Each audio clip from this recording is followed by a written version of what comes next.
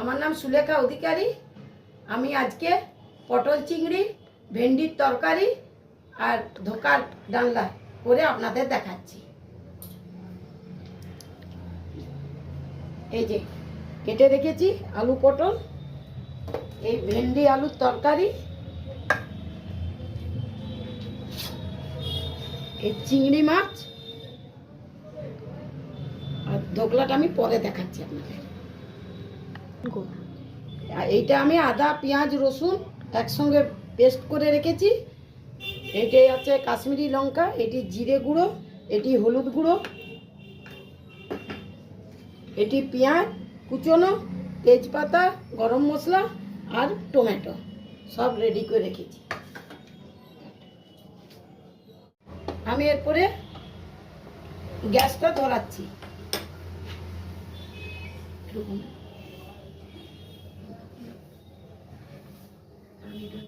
আমি এরপরে এই চিংড়ি মাছে হলুদ দিচ্ছি। এবার চিংড়ি মাছটি হলুদ দিয়ে নুন দিয়ে মাখিয়ে নেব।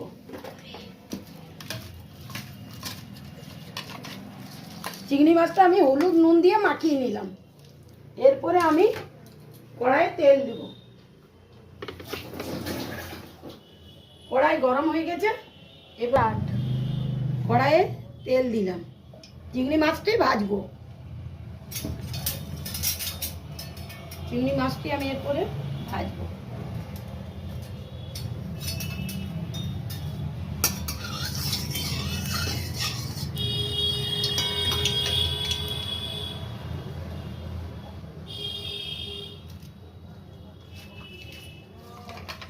এবারে চিংড়ি মাছগুলি আমি কড়াইয়ে দিয়ে দিলাম।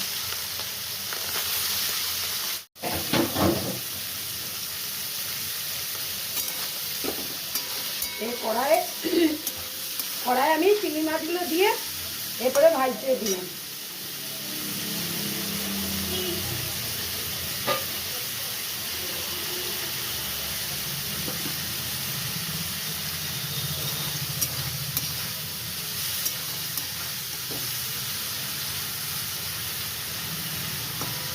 খুব কড়া করে ভাজবো না, চিমড় হয়ে যাবে।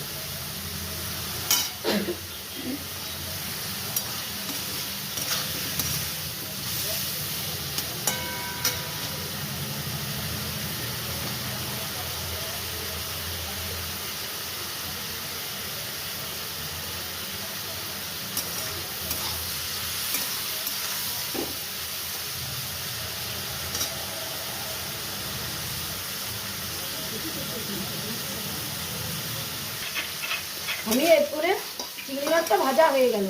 খুব বেশি কড়া করে ভাজবো না, চিমড় হয়ে যাবে। ওই জন্য আমি এরপরে নামিয়ে দিচ্ছি।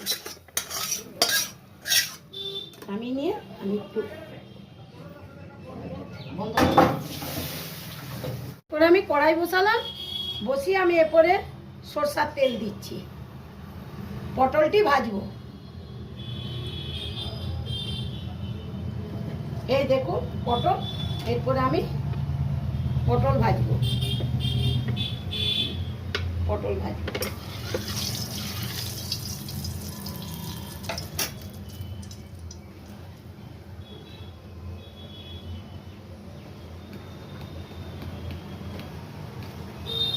এরপরে আমি কড়াইয়ে পটল দিলাম। কড়াইয়ে পটল দিচ্ছি।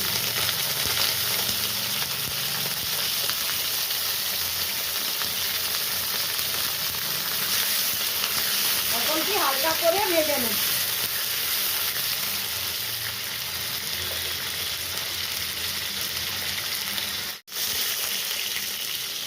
পটলটা আমি ভাজছি। পটলটা ভেজে আমি তুলে রাখবো।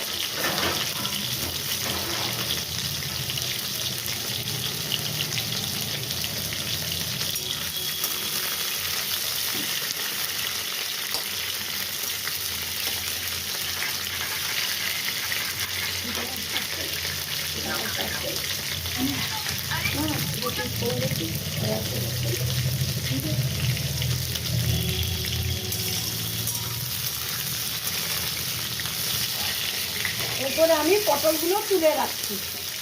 হালকা করে পটলগুলো আমি ভেজে নিলাম। এই পটলগুলো আমি তুলে রাখি।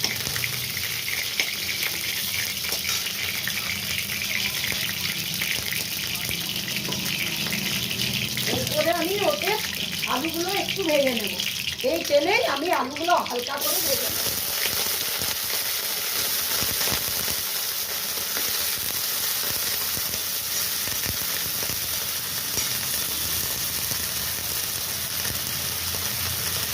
হালকা করে আমি আলুগুলো ভেজে নেব।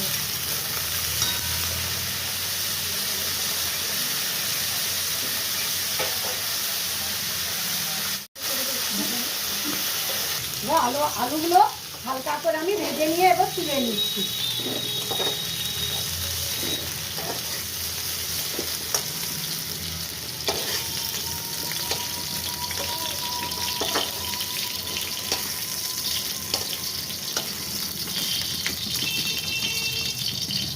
তুলে নিলাম।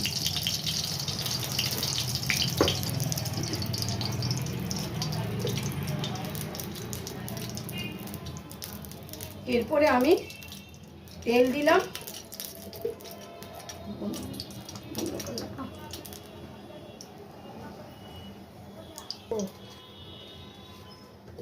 এরপরে আমি তেল গরম হয়ে গেছে, আমি গোটা কালো জিরে দিলাম, তেজপাতা দিলাম, গরম মশলা। এরপরে আমি কুচনো পেঁয়াজ ছেড়ে দেবো। কুচনো পেঁয়াজ আমি ভাজবো।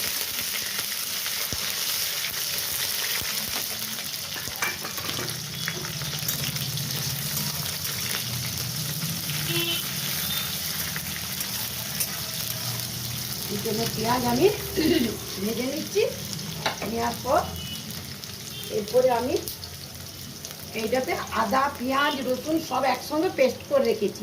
এরপর আমি এতে দিয়ে দিই, পেঁয়াজ ভাজাতে আমি দিয়ে দেব। দিয়ে পেঁয়াজ ভাজাতে আমি এই পেস্ট করে রাখা পেঁয়াজ, আদা, রসুনটা আমি দিয়ে ছেড়ে দিলাম, দিয়ে দিলাম। আমি এই আদা, পেঁয়াজ, রসুন সব বেটে রেখেছিলাম, আমি এরপরে এইটা দিয়ে দিলাম। এরপরে আমি দেব হলুদ গুঁড়ো, এই হলুদ গুঁড়ো, তারপরে দিচ্ছি জিরা গুঁড়ো, তারপরে দিচ্ছি কাশ্মীরি লঙ্কা, দিয়ে আমি নাড়ব।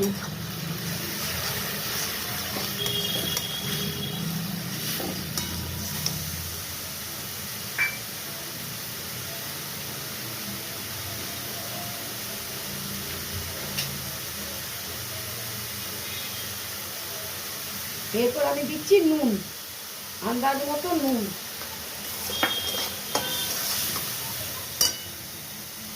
আর এতে আন্দাজ মতো অল্প চিনি দিয়ে আমি নাড়ছি, ভাজা ভাজা মশলাটা কষছি। মশলাটা কষতে অল্প হালকা জল দেবো, তলে ধরে যাবে। কষছি। তারপরে আমি দিচ্ছি টমেটো, আমি দিচ্ছি টমেটো।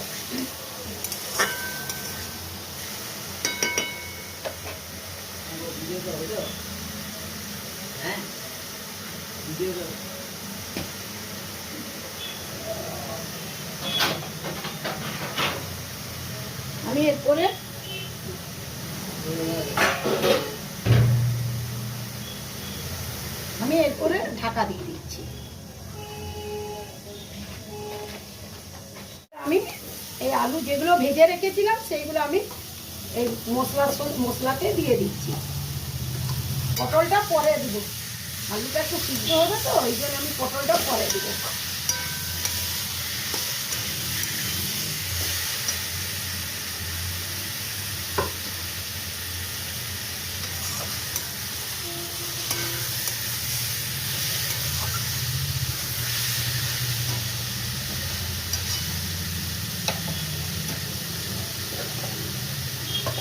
আমি এরপরে অল্প জল দিয়ে দেবো, তাহলে তলায় ধরে যাবে।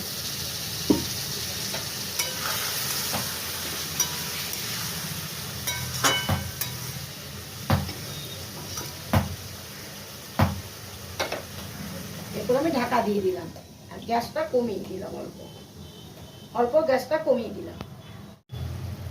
এরপরে আমি এই ইয়েটা নাড়ছি, আলু আর মশলাটা নাড়ছি।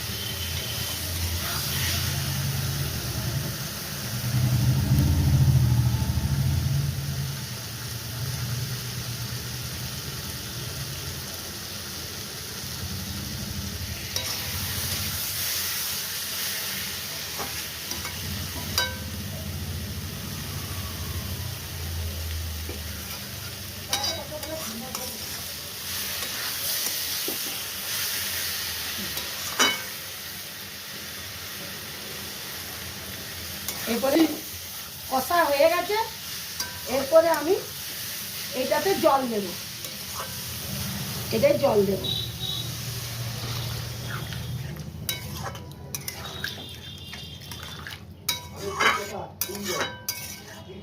এই জল দিলাম, দিয়ে আমি এরপরে আমি ঢাকাটা খুললাম, খুলে দেখছি আলুটা সিদ্ধ হয়েছে কিনা।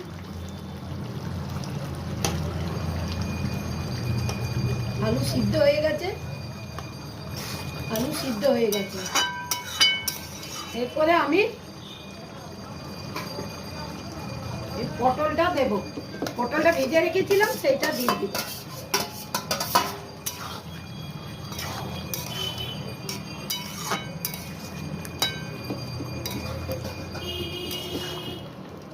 আমি পটলটা দিয়ে দিলাম।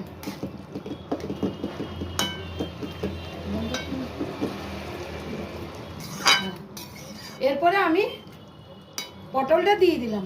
পটলটা দেওয়ার পরে আমি চিংড়ি মাছগুলো ভেজে রেখেছিলাম সেইগুলো আমি দিয়ে দেব।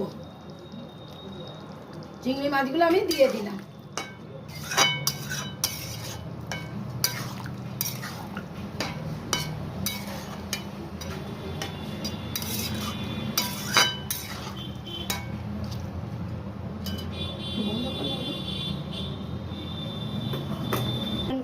এরপরে আমি এই চিংড়ি মাছগুলো দিয়ে দিলাম, দিয়ে নিয়ে অল্প ঢাকা দিয়ে দিই। আর এক ফুটে গেলে আমি এবারে ঘি আর গরম মশলা দিয়ে নামিয়ে নেব। হলো, এরপরে আমি নামালাম। হ্যাঁ, আলুগুলো সিদ্ধ হয়ে গেছে। এরপরে আমি উপরে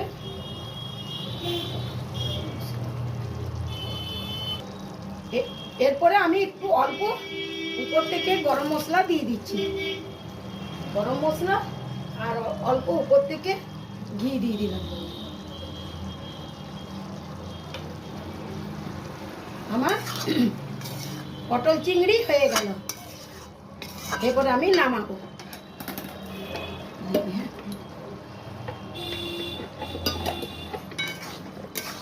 এরপর আমি নামিয়ে দিচ্ছি।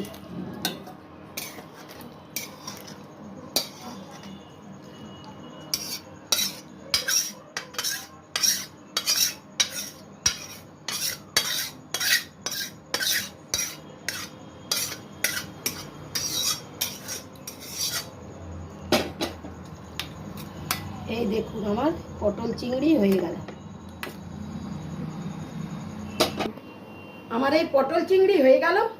আপনাদের ভালো লাগলে লাইক ও সাবস্ক্রাইব করে দিবেন।